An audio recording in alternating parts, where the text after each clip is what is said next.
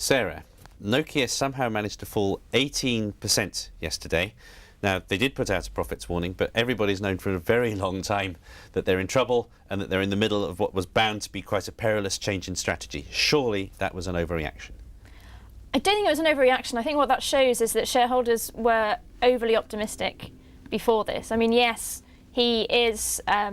They hadn't worked out quite the risks involved in junking a platform he himself, the CEO, said was on fire, and moving to a completely new one, you mean? Exactly, yeah. And, we shouldn't blow our own trumpet too much, but Lex has been saying this for a long time, that look guys, this is going to be really bad and a lot worse than the shares are pricing in. And I think yesterday we got a confirmation of that. So what exactly is the bad news that we got yesterday? Why are things going so much worse than people thought? It's quite a spectacular statement. It basically said the operating margin, which was going to be between 6 and 9%, and that was already reduced, would be probably 0.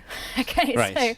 So it was quite an extreme. Not good. Quite an extreme warning, and what it's basically telling you is that nobody's buying Nokia phones right now. Why would they? Because the old system is obsolete, the new system hasn't arrived yet. So it's completely obvious, really, that they were going to have a bad patch now. Yeah, I think it should have been obvious, yeah. Now, doesn't that imply they're moving from the old system to the Microsoft platform? Does that not imply that they need to hurry up and get this done? Because as you've just mapped out, they basically have no way to make a profit for as long as they're sitting here with offering people already obsolete products. Yeah, this is where I disagree, actually. I think the worst thing Stephen Elop, the new chief executive, could do now would be to panic and to rush out the first of these new Microsoft phones.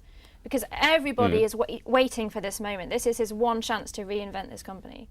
And Nokia has this very bad history of rushing out products and then they're not ready, or there are bugs, or they're just not very good. I mean, he really needs to come out with something that's fantastic and convinces consumers and investors that, hey, Nokia has a future with Microsoft. Basically, this is his only chance to make a first impression with this product. If people get the impression that this is not something you'd want to be seen with in public, that's that. Exactly. I think at that point, its chances of rejuvenating are pretty much gone, and it ends up a sort of very commoditized company. It's probably only worth sort of €3 a share. So this sounds extremely negative. Stephen Elop's only been in a matter of months already. Is he already in the last chance saloon, and how badly damaged is his credibility by this incident?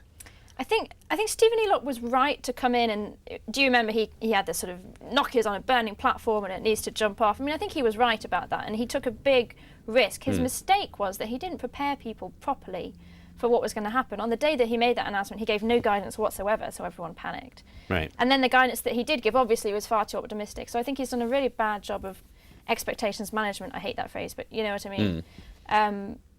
But ultimately, I think the strategy, he just has to plough on now. He's gone too far along. Okay, the man's committed. He's in there for the long term. We will wait those new phones with Windows on them with very great interest.